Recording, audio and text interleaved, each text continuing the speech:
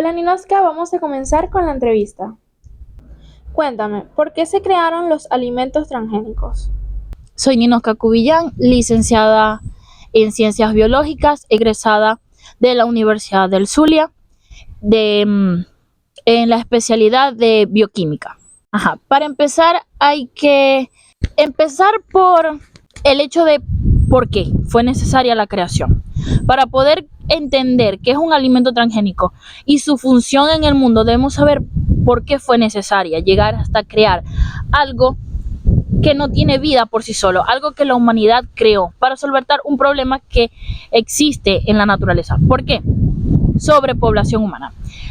El mundo se llenó tanto de seres humanos que la comida que se realizaba, que lograba que creciera en los campos manualmente de la forma tradicional y orgánica, no era suficiente para abastecer a toda la población mundial. Por lo tanto, la mala alimentación, incluso el hambre, llegó a ser muy elevada.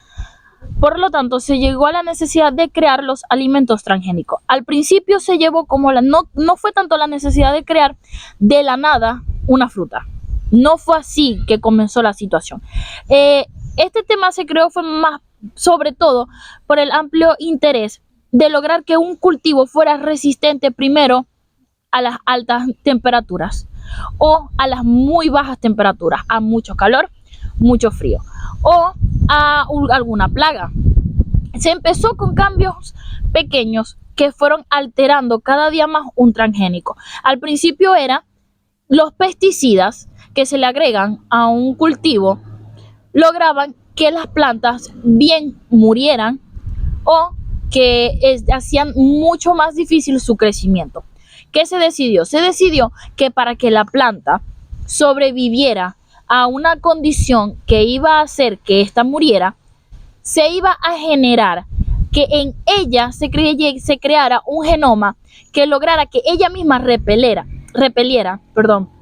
esta condición. Por ejemplo, si el gusano se come el algodón, ¿qué se hizo? Se hizo que la planta le incrustaron un genoma que venía, un ejemplo, de las abejas, que liberan una sustancia de peligro para que otras especies lo huelan en el aire y sepan que no deben acercarse al panal. ¿Qué hicieron con esta planta? Hicieron que la planta tuviera este genoma. Por lo tanto, cuando el gusano se acercaba, ella liberaba, sabía que estaba en peligro porque la planta es un ser vivo. Hay que recordar que la planta es un ser vivo que respira. Cuando la planta sentía que estaba en peligro, liberaba esta sustancia que se encontraba en su genoma y hacía que el gusano no se acercara. Así comenzó el cambio. Pasó de que al principio convertíamos un cultivo resistente al frío a que incluso hoy en día se logra que una manzana pueda, que por lo general tarda, digamos, 6 meses en llegar un árbol a su madurez y en tener un cultivo favorecedor, a que lo consigamos en 2 meses, incluso menos. ¿Qué pasa? Que esto se está logrando, antes se hacía con el cultivo solamente. Hoy en día no, hoy en día se hace con todo, incluso el cultivo.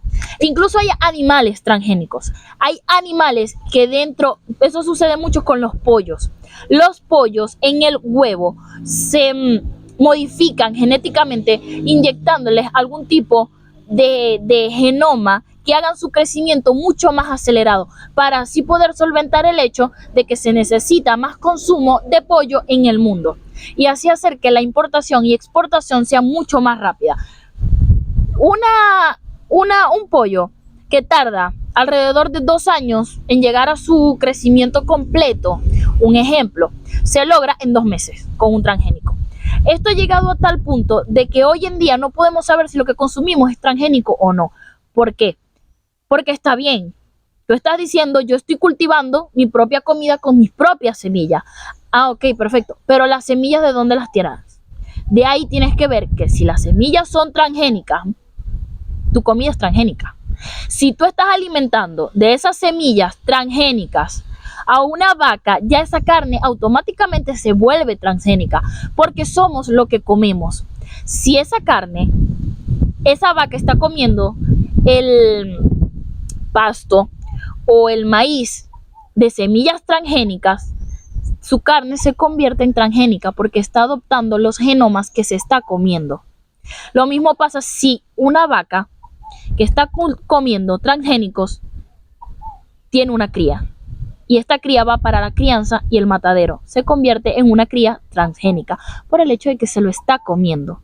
Entonces las personas creen que por el hecho de que están cultivando su propia comida sin saber de dónde provienen las semillas no comen transgénicos. Y no es así.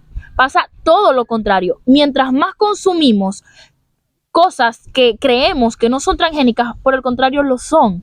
Son transgénicos porque el 99% de las semillas se crean en laboratorios, fertilizadas, creadas con genomas para que puedan ser resistentes al crecimiento en los diversos lugares. Incluso hay semillas que crecen en tierras infértiles. ¿Cómo es posible que una tierra infértil dé semillas de alimento si no hay manera de que crezca ahí? Porque las semillas transgénicas están hechas para que se crezcan y evolucionen en esa tierra específicamente. ¿Vale la pena las consecuencias a futuro de consumir alimentos transgénicos? Hoy en día se cree que las consecuencias son menos del 1% al consumir transgénico. Ahora bien, yo no estoy de acuerdo, porque no es lo mismo consumir una manzana que tardó 6 meses en nacer, crecer, evolucionar en su árbol, que una que tardó 2 meses porque tenía un cóctel de hormonas, de genomas provenientes de otras especies que la hizo evolucionar.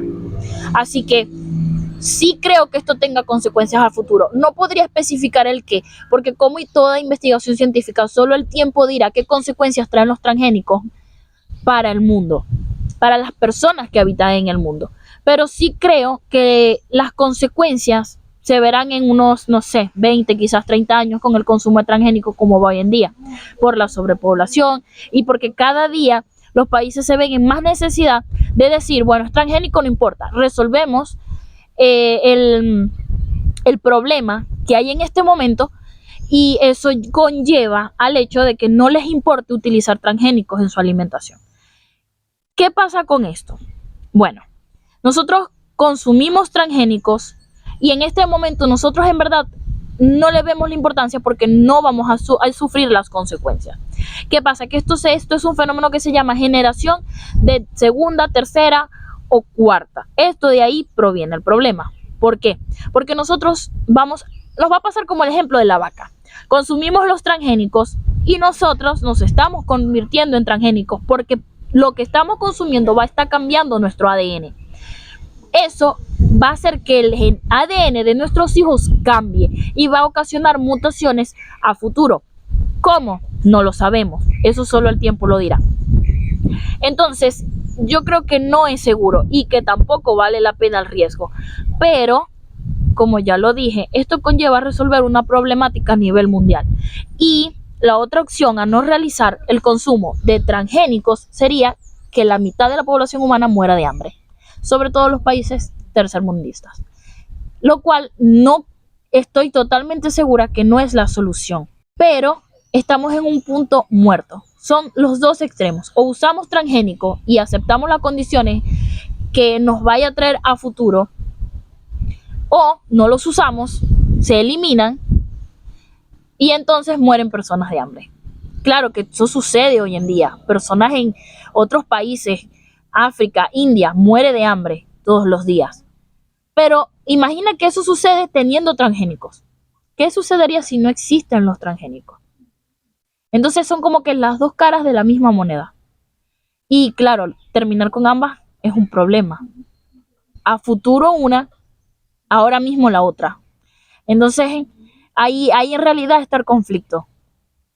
Yo diría que no es seguro utilizarlos. Yo diría que tendríamos problemas genéticamente hablando a futuro, pero necesariamente es obligatorio utilizarlo. O sea, es como que de los males el menor de ellos.